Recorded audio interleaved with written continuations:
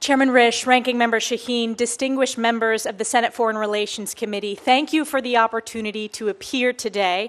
I would also like to thank the senators from both sides of the aisle who met with me over the past several weeks. It is the honor of my lifetime to earn President Trump's nomination to serve in his cabinet as U.S. Ambassador to the United Nations. If confirmed, I stand ready to implement President Trump's mandate from the American people to deliver America First, peace through strength, national security leadership on the world stage. Before I begin, I'd like to personally recognize my family. We all know in public office that we would not have the opportunity to serve were it not for the support of our loved ones.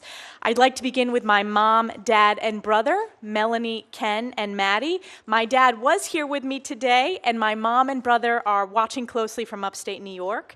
There is no question that I would not be here without their lifetime of unconditional love, support, and encouragement, and for that I am forever grateful.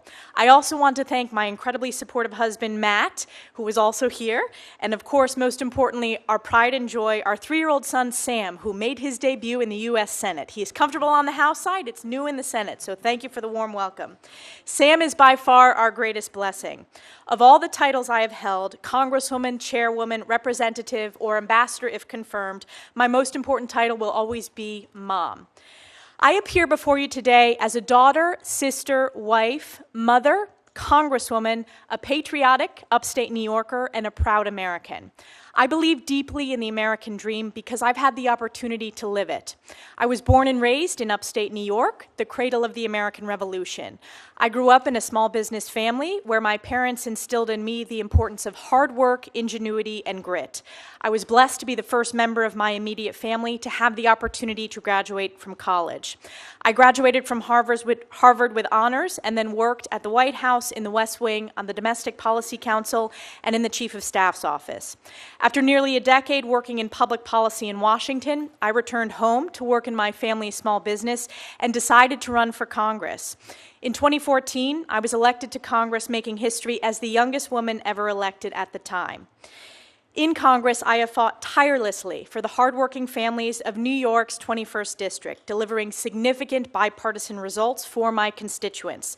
I was elected by my colleagues to serve as the House Republican Conference Chair, becoming the highest-ranking woman in Congress at the time and the youngest woman of either party to serve in top elected House leadership. And over the last decade, I have served on the House Armed Services Committee, the Intelligence Committee, the House Education and Workforce Committee, and I'm proud to be the longest-serving woman on both the Armed Services and Intelligence Committees. On these national security committees, I have legislated on a number of critical issues ranging from military readiness, emerging technologies like artificial intelligence, quantum computing, and cybersecurity, to missile defense. I have worked to enhance American intelligence capabilities, strengthen our alliances and partnerships, and deter our adversaries. On the Education Committee, I have been the leader in combating anti-Semitism in higher education. My oversight work led to the most viewed testimony in the history of Congress. This hearing with university presidents was heard around the world and viewed billions of times because it exposed the anti-Semitic rot in colleges and universities and was a watershed moment in American higher education. When discussing this nomination with President Trump, the President shared with me that he sees great promise in the United Nations if it focuses on its founding mission of international peace and security. President Trump has long advocated for peace and no new wars. He delivered the Abraham Accords, the largest step to regional peace in the Middle East in a quarter century.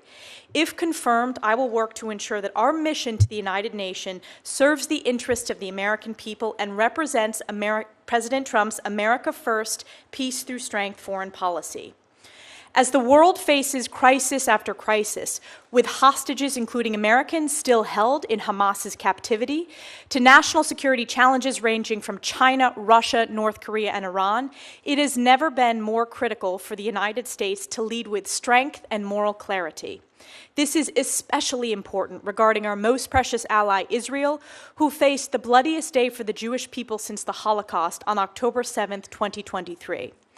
As a member of Congress, I also understand deeply that we must be good stewards of U.S. taxpayer dollars. The U.S. is the largest contributor to the UN by far. Our tax dollars should not be complicit in propping up entities that are counter to American interests, anti-Semitic, or engaging in fraud, corruption, or terrorism. We must invest in programs to strengthen our national security and deliver results. To increase the efficacy of UN programs, we must drive reform.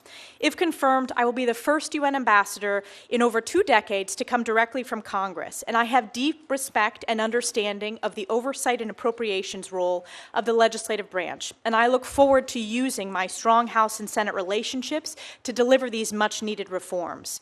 We are truly at a critical point in history. The world must be reminded of the key mission of the United Nations and America's role as its formative leader. Following the devastation, carnage, and Holocaust of World War II, the world was desperate for peace, stability, human rights and dignity, and world order. As outlined in Article 1, Chapter 1 of the UN Charter, the purpose of the United Nations is to maintain international peace and security, develop friendly relations among nations based on a shared respect for the principle of equal rights, solve international problems, and harmonize the actions of nations in the attainment of common ends. The UN has not lived up to this founding mission, and we must demand better. It is imperative to ensure strong American leadership at the United Nations. I share President Trump's vision of a UN reformed by strong America first, peace through strength, and a return to this founding mission of promoting peace and security around the world. In closing, I will forever be grateful to my constituents in New York's 21st District for giving me the opportunity to serve them as their voice at the highest levels of Congress. 10 years ago, upstate and North Country voters took a chance on a young, first-time, unknown candidate who very few believed could win.